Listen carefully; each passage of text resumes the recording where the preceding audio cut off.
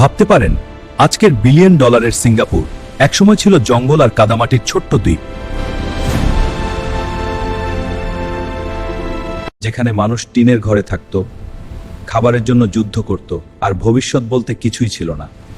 কিন্তু মাত্র কয়েক দশকে এই দেশ কিভাবে পৃথিবীকে অবাক করে দিল।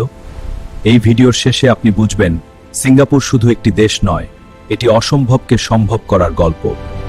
শত শত বছর আগে আজকের সিঙ্গাপুর ছিল তেমাসেক নামের ছোট্ট এক দ্বীপ।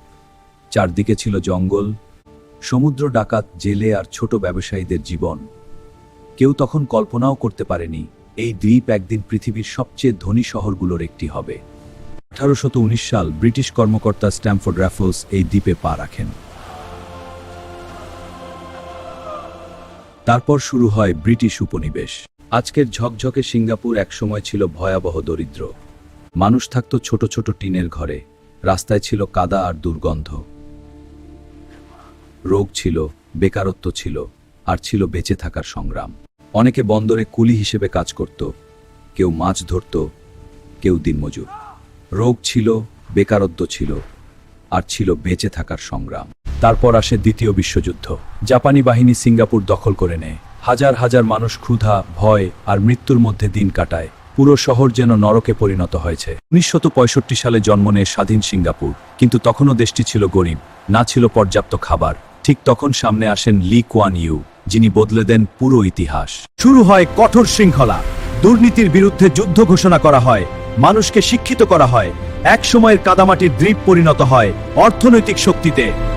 বিশ্বের বড় বড় কোম্পানি আনা হয়, আর ধীরে ধীরে এক সময়ের কাদামাটির দ্বীপ পরিণত হয় অর্থনৈতিক শক্তিতে। আজকের সিঙ্গাপুর পৃথিবীর সবচেয়ে উন্নত দেশগুলোর একটি, যেখানে অপরাধ কম, রাস্তা পরিষ্কার, শিক্ষা ও প্রযুক্তিতে বিশ্বসেরা। এক সময়ের জেলে আর শ্রমিকদের দ্বীপ আজ কোটি কোটি ডলারের অর্থনীতির দেশ। ভাবা যায়, যে দেশ একদিন ছিল দরিদ্র আর অবহেলিত, সেই দেশ আজ পৃথিবীর সবচেয়ে স্মার্ট দেশগুলোর একটি। সিঙ্গাপুর আমাদের শেখায়, ছোট দেশ মানেই ছোট স্বপ্ন নয়। একসময়ের ছোট্ট জঙ্গল ঘেরা দ্বীপ, এটাই সিঙ্গাপুরের গল্প। সংগ্রাম থেকে সাফল্যের, অন্ধকার থেকে আলোর। আর হয়তো এটাই প্রমাণ করে, স্বপ্ন কখনো ছোট হয় না। এরকম ভিডিও যদি আরো দেখতে চান, লাইক, কমেন্ট ও সাবস্ক্রাইব করতে ভুলবেন না।